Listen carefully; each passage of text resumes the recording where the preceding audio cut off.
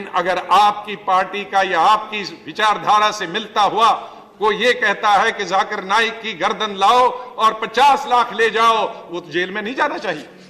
जाकिर नाइक को हिंदुस्तान का सबसे बड़ा दुश्मन आतंकवाद की पौध तैयार कर रहा है, धर्म गुरु बनकर के। सऊदी अरब कोई भी व्यक्ति जाकर के इसकी गर्दन काट करके लाए, हिंदुस्तान के सबसे बड़े पेड़ पर लटकाए, तो मैं उसको इनाम दूंगी आकर के 50 लाख रुपए लेकर। भाई साहब ने दो सवाल पूछा है। पहला सवाल पूछा है कि हिंदुस्तान में पहले हिंदू धर्म आया, हिंदुइज्म आया, फिर बुद्धिज्म आया, फिर जैनिज्म आया, फिर सिखिज्म आया। लफड़ा झगड़ा नहीं हुआ, लेकिन ये जुडाइज्म, क्रिश्चियनिटी, इस्लाम में हमेशा झगड़ा है। क्यों? आप शायद अपने मज़हब के बारे में नहीं जानते। आपने महाभारत पढ़ी? महाभारत पढ़ी आपने? पूरी महाभारत में झगड़ा ही झगड़ा है।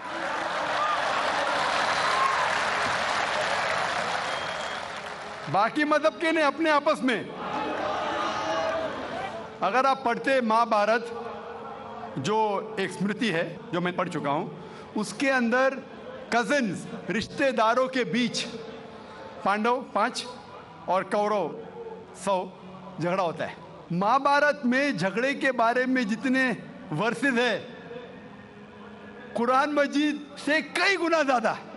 अगर गिनेंगे हम, कुरान मजीद गिनेंगे कितने वर्सेस है, महाभारत में कई ज्यादा है।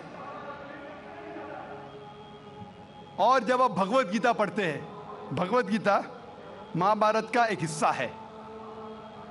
18 चैप्टर्स है। भीष्म पर्व के चैप्टर नंबर 25 to 42 को कहते हैं भगवत गीता। और भगवत गीता सबसे ज्यादा पढ़ी जाने वाली किताब है हिंदू मजहब में।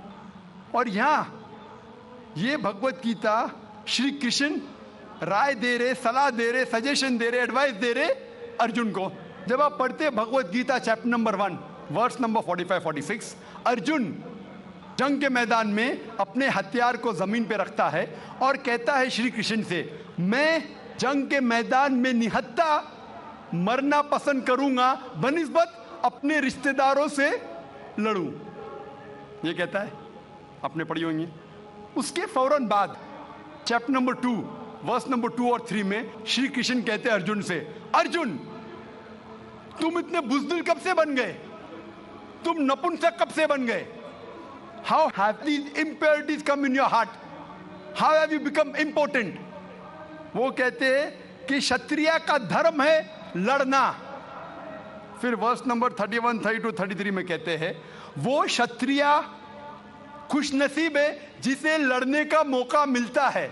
अगर आप लड़ेंगे तो आप स्वर्ग में जाएंगे, लड़ेंगे नहीं तो स्वर्ग में नहीं जाएंगे। कौन कहता है? श्री कृष्ण एडवाइस देते हैं अर्जुन को। अगर मैं कहूँगा कि आपके श्री कृष्ण कहते हैं कि रिश्तेदारों का कत्ल करो, ये शैतानी हरकत है।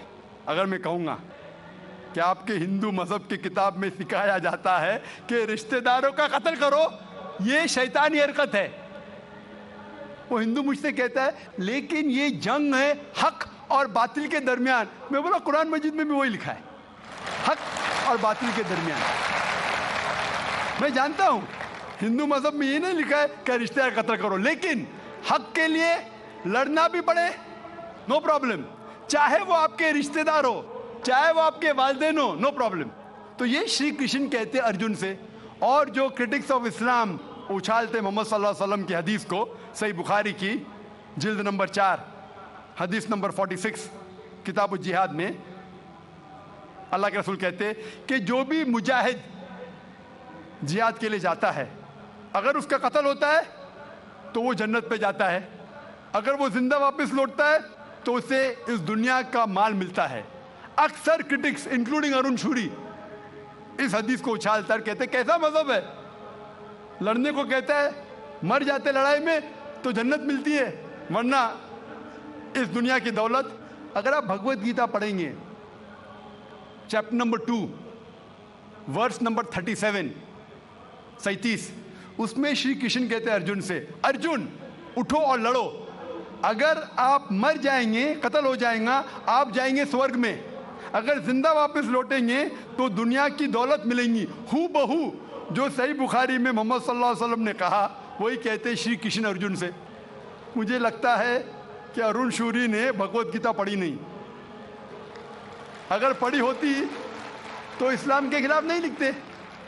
तो आपको सही जानने के लिए दोनों किताबों का मुताला करना पड़ेगा। आप कह रहे हिंदुइज्म आया, बुद्धिज्म आया, अशोका क्या किया? लाखों लोगों को मारा। आप बोलते कत्ल हुआ ही नहीं। आप शायद भूल गए, आपने हिंदुस्तान की तारीख पढ़ी ही नहीं। तो हिंदुस्तान की तारीख आप पढ़ेंगे, यहाँ भी कई लाखों लोगों का कत्ल हुआ है। ना ही सिर्फ महाभारत के अंदर लिखा है, आप देखेंगे अशोका फिर वो दुनिया को त्याग करता है और फिर वो संत साधु बन जाता है, लेकिन पहले तो कत्ल किया किसने? तो आप देखेंगे हिस्ट्री में यहाँ भी कत्ल हुआ, जुडाइज्म में भी है, क्रिश्चियनिटी में भी है, इस्लाम में भी है। जहाँ भी आप देखते कुछ जगह जो झगड़ा हुआ, लड़ाई हुई, वो हक और बातिल के दरमियान, सही है। और कई जगह आप देखेंगे मासूम लोगों का कत्ल किया गया। आप जानते हैं in the history of the world, in the name of religion, मजहब के नाम पे जो सबसे ज्यादा कत्ल किए वो क्रूसेडर्स ने, ईसाईयत के नाम पे लाखों लोगों को कत्ल किया, ईसाईयत के नाम पे। अगर आप देखेंगे एक शख्स जिसने सबसे ज्यादा कत्ल किया दुनिया में, कौन है? सबसे ज्यादा कत्ल किसने किया दुनिया में? हिटलर। हिटलर जूस का कत्ल किया, 6 मिलियन, कितने? 60 लाख लोगों का कत्ल किया। मैं ये नहीं कह सकता हूं कि ईसाईयत गलत है। अगर हिटलर ने 60 लाख यहूदी का कत्ल किया, मैं ये नहीं कह सकता हूं कि ईसाईयत और बाइबल ये सिखलाती है। मैं बाइबल पढ़ा हूं, क्योंकि हिटलर ने 60 लाख यहूद का कत्ल किया, हम ईसाईयत को दोष नहीं दे सकते। लेकिन मैं जानता हूं कि ईसाईयत के नाम पे जो होली वॉर कहा जाता है, क्रूसेडर्स ने हजारों लोग को अपने सिर्फ मजहब को कन्वर्ट करने के लिए लाखों लोग का कत्ल किया। तो आप देखेंगे कई तारीख है, हिंदुस्तान में है, हिंदुस्तान के बाहर भी है, हिंदुइज्म में भी है, बुद्धिज्म में भी है, आप देखेंगे क्रिश्चियनिटी में भी है, इस्लाम में भी है। लेकिन जब टकराव होता है हक और बातिल का, तो हक के लिए बातिल के खिलाफ हमें लड़ना ज़रूरी है। तो ये आपकी गलतफहमी है। आपका दूसरा सवाल, क्या टेररिस्ट लोग ने, कुछ टेररिस्ट लोग ने इस्लाम को बदनाम किया है, और आपने कहा कि हम अच्छा काम कर रहे हैं, हक को फैला रहे, अमन को फैला रहे। आप कहते हैं, कुछ हद तक सही कहते, जैसे मैंने कहा कि जो मीडिया जिसे टेररिस्ट कहती है, वो टेररिस्ट कौन से टेररिस्ट है वो हमें जानना ज़रूरी है। कौन से टाइप के टेररिस्ट है, कि वो जो लोग जो गलत काम कर रहे हैं उनके दिल में दहशत पैदा करे तो सही किस्म के टेररिस्ट है। जैसे भगत सिंह टेररिस्ट था लेकिन अच्छा था, उस तरीके से अगर कोई मुसलमान गलत लोगों के साथ लड़ रहे हैं हक के लिए तो सही है। लेकिन मैं ये भी जानता हूं कि there are black sheep in a community. कुछ मुसलमान सिर्फ नाम के लिए, और अक्सर लोग समझते, ना ही गैर मुस्लिम, मुसलमान भी समझते हैं, वो जिहाद क्या समझते हैं? अगर कोई भी मुस्लिम किसी वजह से लड़ रहा है, चाहे वो ज़ाती फ़ायदे के लिए हो, चाहे वो नाम के लिए हो, चाहे पैसा के लिए हो, चाहे ज़मीन के लिए, उसे कहते हैं जिहाद। ये गलत फहमी है। जिहाद की मानी ये नहीं कि कोई भी मुसलमान कोई भी जो जंग करता है, चाहे ज़ाती फ़ायदे के लिए हो, चाहे नाम के लिए हो, पैसे के लिए हो, ज़मीन के लिए हो, उसे जिहाद नहीं कहते। जिहाद आता है लफ्ज़ जहादा से, means to strive, to struggle. जिहाद इस्लामिक टर्मिनोलॉजी में to fight against one's own evil inclination, हमारी खुद की गलत नफ्स से झगड़ना, जिहाद करना, उसे कहते हैं सही जिहाद। माशरे को सुधारना को कहा गया जिहाद। जंग के मैदान में सेल्फ डिफेंस में लड़ना, उसे कहा गया जिहाद। तो मीडिया इसे गलत फैला रही है। अगर आप जानना चाहते हैं कि सही में टेररिस्ट कौन है जो सही तौर पे मासूम लोग के दिल में दहशत पैदा कर रहा है, नंबर 1 टेररिस्ट आज की तारीख में, पुरानी बात छोड़ दीजिए, आज के तारीख में मासूम लोगों के दिल में दहशत पैदा कर रहा है, मेरे हिसाब से नंबर 1 टेररिस्ट है जॉर्ज बुश। आप जानते हैं कि सबसे ताकतवर मुल्क यूएसए, सबसे कमजोर मुल्क अफगानिस्तान पे बॉम्ब फेंक रहा है। ये क्या मर्दानगी है क्या? इसे मर्दानगी कहते? बॉम्ब फेंक रहा है ऊपर से, और हम देखते हैं किसके लिए इल्जाम लगाते बिन लादेन पे। मैं बिन लादेन का दोस्त नहीं हूँ, मैं ये नहीं कहता हूँ बिन लादेन अच्छा है कि बुरा है।